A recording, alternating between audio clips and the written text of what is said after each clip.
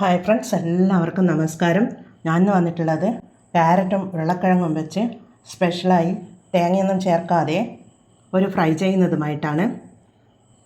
നല്ല അടിപൊളി ടേസ്റ്റോട് കൂടിയുള്ള ഒരു മെഴുക്ക് പുരട്ടി എന്ന് വേണമെങ്കിൽ പറയാം. എന്നാൽ അതെങ്ങനെയാണ് ഉണ്ടാക്കുന്നതെന്ന് നമുക്ക് നോക്കാം.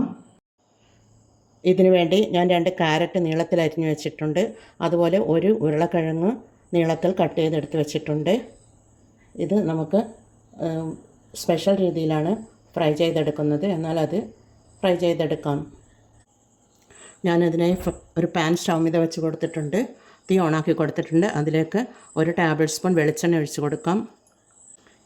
ഇതിലേക്ക് നമുക്ക് നീളത്തിൽ അരിഞ്ഞു വെച്ച ഒരു 4 അല്ലി വെളുത്തുള്ളിയാണ് അതിട്ട് കൊടുക്കുന്നുണ്ട്. അതുപോലെ നീളത്തിൽ അരിഞ്ഞ ഒരു കഷ്ണം ഇഞ്ചിയും ഒരു ചെറിയ കഷ്ണം ഇഞ്ചിയും ഇട്ട് കൊടുക്കുന്നുണ്ട്. ഈ ഫ്രൈ ചെയ്തെടുക്കാനായി കടുകൊന്നും ഇടേണ്ട ആവശ്യമില്ല.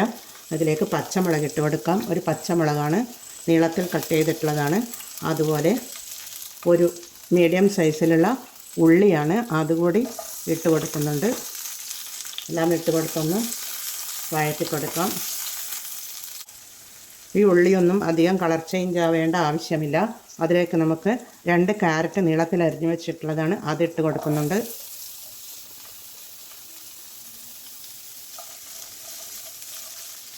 ക്യാരറ്റ് ഒന്ന് വഴറ്റി കൊടുക്കാം. അതുപോലെ ഒരു ഉരുളക്കിഴങ്ങാണ്, അതുകൂടി ഇട്ട് കൊടുക്കുന്നുണ്ട്.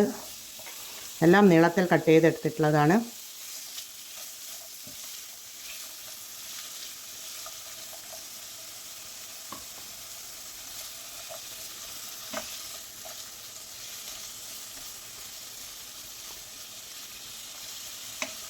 ഇതൊരു കാഭാഗം കുക്കായി വന്നു കഴിഞ്ഞാൽ നമുക്ക് മഞ്ഞൾ പൊടിയും കുരുമുളക് പൊടിയും ഇട്ട് കൊടുക്കണം. അതിനായി മൂടിയിട്ട് കൊടുക്കാം. മൂടിയിട്ട് കൊടുത്ത് നമുക്കൊരു 2 മിനിറ്റ് കഴിഞ്ഞിട്ട് നോക്കാം.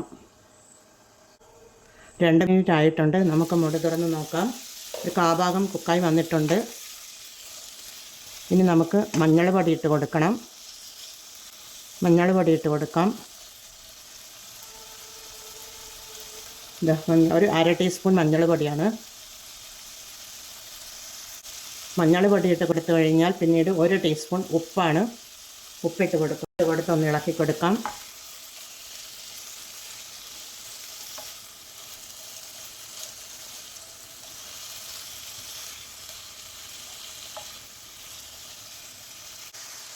ഇനി ഇത് ചെറുതീയിൽ വെച്ച് കൊടുത്ത് ഒരു 3 മിനിറ്റ് കൂടി വേവിച്ചെടുക്കാം.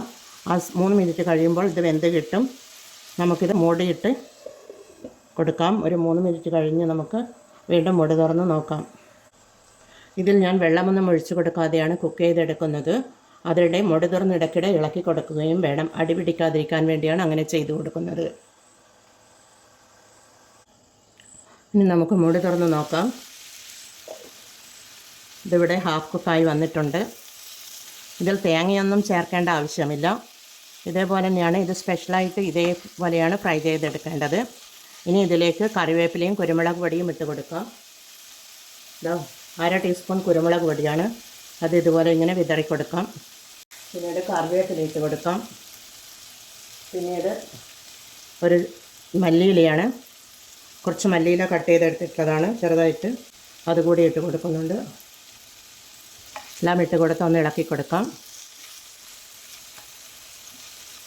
ഈ പച്ചമുളകിൻ്റെ മുളക് പൊടിയൊന്നും ഇതിൽ ചേർക്കുന്നില്ല. പച്ചമുളകിൻ്റെയും കുരുമുളക് പൊടിൻ്റെയും എരിവിൽ നല്ല അടിപൊളി ടേസ്റ്റ് ആയിരിക്കും ഇതുപോലെ ചെയ്തെടുക്കുകയാണെങ്കിൽ. മെഴുക്ക് പുരട്ടി എന്ന് വേണമെങ്കിൽ പറയാം.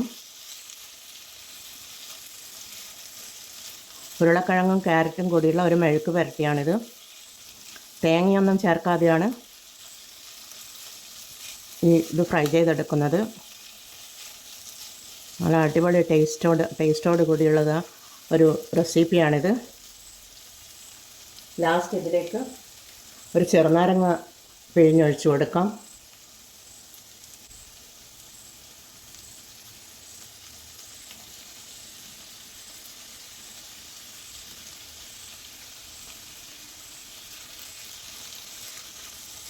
ഇനി നമുക്കിത് വെന്ത് വന്നിട്ടുണ്ട്. ഇതിവിടെ കുക്കായി വന്നിട്ടുണ്ട്. നമുക്കിത് നോക്കാം. ഇതാ ഇതാ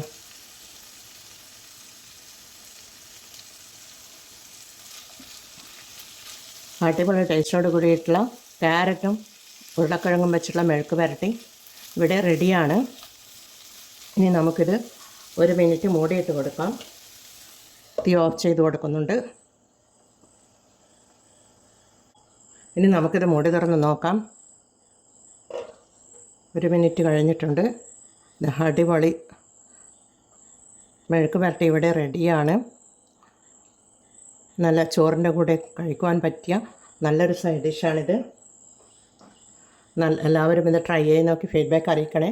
കമൻറ്റും സബ്സ്ക്രൈബും ചെയ്ത് സപ്പോർട്ട് ചെയ്യണേ. സബ്സ്ക്രൈബ് ചെയ്യാതെ കാണുന്ന കൂട്ടുകാരുണ്ടെങ്കിൽ ഒന്ന് സബ്സ്ക്രൈബ് ചെയ്യണേ കൂട്ടുകാർ. ഒരു ലൈക്കും കൂടി ചെയ്തു തരണേ. എന്നാൽ എല്ലാവർക്കും താങ്ക് യു ഫോർ വാച്ചിങ്.